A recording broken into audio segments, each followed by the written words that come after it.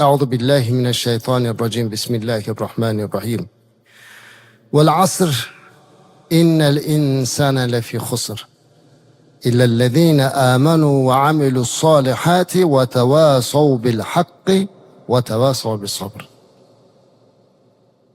O'ylaymanki bu surani bu yerda o'tirgan jamoatning ichida yodlamagani yo'q. Deyarli hammamiz alhamdulillah bu surani yod bilamiz. Bu sura Makka-i Mukarramada nozil bo'lgan suralardan hisoblanadi. Chunki boshlanishi o'zi qasam bilan boshlanyapti. Qasam bilan boshlanadigan suralarning deyarli hammasi Makkada nozil bo'lgan. Alloh taolo bu yerda so'zini qasam bilan boshlayapti. Val asr deyapti. Asrga qasam deyapti. O'zi aslida qasam nima uchun ichiladi? Qasam tasdiq uchun ichiladi. Lekin unda Alloh taolo nimaga endi Qur'onda qasam ichyapti desa, mufassirlar aytadiki, birinchidan Alloh taolo o'zini yaratgan narsalarini, o'zini qudratlarini xohlaganiga qasam ichish haqqiga ega.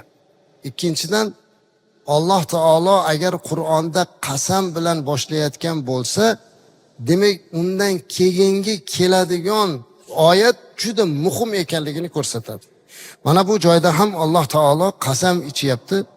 Val asr deb asr bilan qasam qilib aytamanki, innal insana lafi khusr. Har bir inson borki u xusrondadir, zarardadir, baxtsizlikdadir.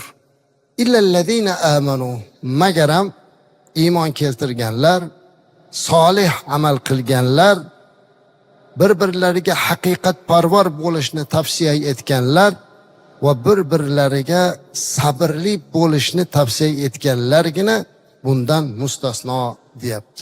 Asr nima? Asr tafsirda ulamolar aytadiki, asr deganda bu vaqt, zamon. Ba'zi mufassirlar asr namozi ham deb tafsir berganlar. Alloh Qur'onda mana shunday vaqtlarga qasam ichishi ko'p. Masalan, val fajr bomdod vaqtiga qasam, val layl tunga qasam, val duha duhoga, choshgohga qasam. Mana shunaqa qasamlar bor. Biz uchun eng katta ne'mat mana shu vaqt. O'zi aslida eng qimmat narsa bu vaqt. Lekin bugunga kelganda qadri yo'qolayotgan narsa mana shu vaqt bo'ladi aslan. Aytadilarki, al-yawaqitu tujadu bil mawaqit wal mawaqitu la tujadu bil yawaqit deydi. Ya'ni vaqtlarni sarflab yoqitlar topish mumkin. Lekin keyin o'sha yoqitlarni sarflab vaqtni topa olmaysiz deyapti. Ya'ni dunyo topish uchun vaqtni sarflaymiz.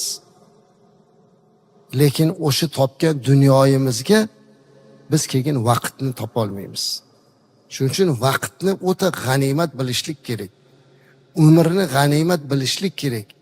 Uni bekorchi narsalarga sarflamaslik kerak.